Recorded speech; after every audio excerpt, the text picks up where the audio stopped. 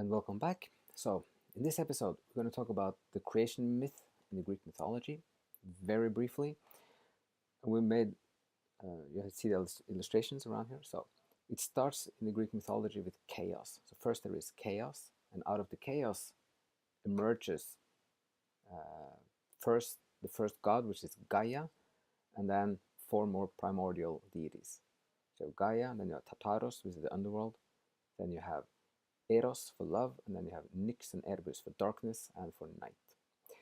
So then Gaia is the first deity, primordial deity, and the goddess, Mother Earth. She then gives birth to Uranus all by herself. And Uranus is the god of the earth and the god of the skies. And then they come together and then they have lots of children. Among them are the 12 Titans. And the youngest of the Titans is Cronos, which is the one on the top right there. So Cronos, as they grow older, Cronos organizes the Titans, and then they overthrow Uranus, their own father, because they want to be in charge of the Mount Olympus. So Cronos chases off his father of the mountain and becomes the king of the gods and the king of the universe at that point. And then, as Cronos has children, he's terrified that the same thing will happen with him as with but that he did with his father. So every time Rhea, which becomes his wife, another one of the Titans, every time she has a child, he takes the child and eats it up. And this happens 5 times. But then the 6th time, Rhea has a plan. So she takes the baby and hides it on the outskirts of Mount Olympus, along with the nymphs. And then instead she gives Cronos just some stones wrapped in a blanket and tells him, "Here is the baby," and he eats it up.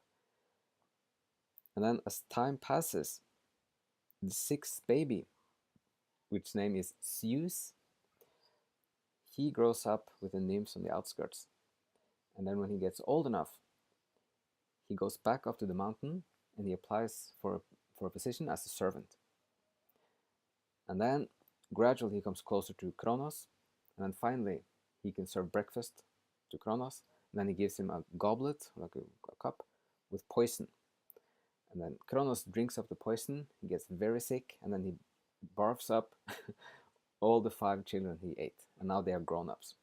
So then Zeus, with his 5 siblings, they organize a new uprising and the war against the Titans, and then they throw the Titans off the mountain. And then that's how Zeus becomes the king of the gods and king of Mount Olympus. And Zeus is the one on the lower left there. And this also then starts the Silver Age, like in Hesiod's 5 ages of mankind. This is the transition into the Silver Age.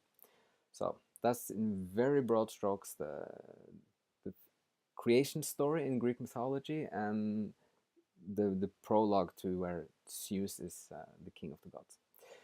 Okay, so thanks for watching and have a great day.